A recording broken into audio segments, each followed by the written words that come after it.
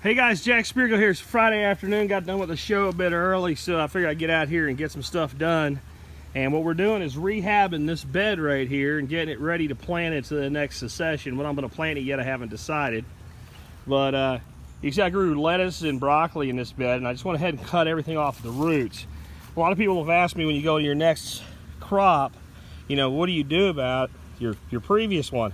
As you see right there, I just took my Felco pruners.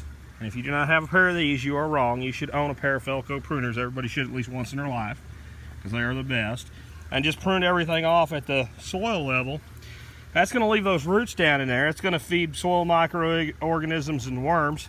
I'm going to be planting from seed no matter what I do in this bed. I pretty much decided that. But let's say you weren't, you're going to put another plant in here. Well, you got this big old plant away, you just plant here or here or here. It's not a big deal. People make a big deal out of stuff.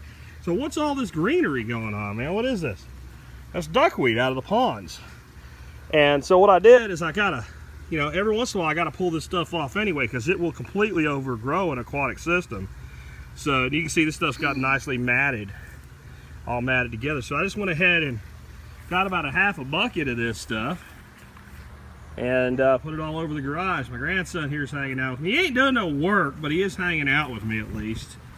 And before I did this, I went ahead and pulled all the mulch off the top of the bed.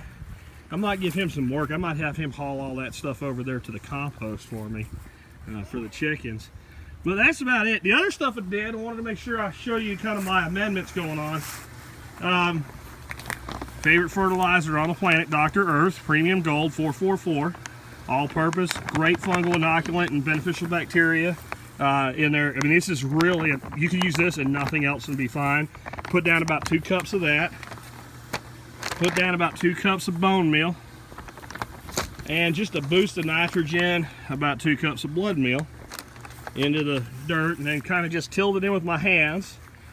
And when you're using these raised beds like this, or I should say these wicking beds like this, where they're up at your level, and you know you're only talking about 16 square feet, 4x4 here, you don't really need any tools. I mean, the only tool I used was the Felco pruners, and I tilled all the fertility into the soil just with my fingertips. I mean, you know, it's not like this is stuff that's hard to work or anything.